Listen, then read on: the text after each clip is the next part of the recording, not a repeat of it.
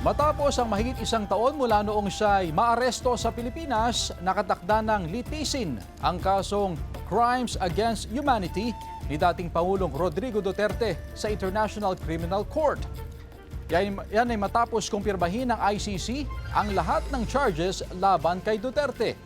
Sa trial stage ng kaso, ayon sa ICC, tulad noong pre-trial, 3 rin ang magiging hukom sa trial stage. Pero hindi na pwedeng kunin ang pre-trial judges para umupo bilang hukom sa trial chamber. Hindi pa tukoy kung sino ang magiging hukom sa trial chamber ng kaso laban sa dating Pangulo.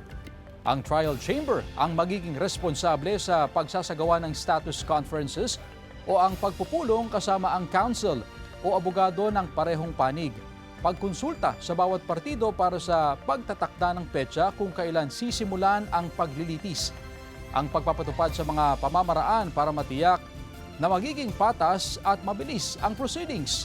Ang trial chamber din ang magdedesisyon sa iba't ibang preliminary issues, kabilang na ang paraan ng paglalabas ng mga ebidensya. Sa ilalim ng Article 63 ng Rome Statute, kinakailangang dumalo sa mga pagdinig si dating Pangulong Duterte bilang isang ICC suspect. Kabilang sa mga karapatan ni Duterte, ang gamitin sa pagdinig ang lengguwaheng kaya niyang intindihin at salitain, magpepresenta ng ebidensya at magpapatawag ng testigo. Pwede rin siyang manatiling tahimik at hindi rin siya pwedeng pilitin na magbigay ng testimonya. Hindi pa tiyak kung kailan magsisimula ang trial proper, pero ayon kay ICC Assistant to Counsel Attorney Cristina Conti, posibleng simulan ito pagkalipas pa ng 8 buwan hanggang 1 taon.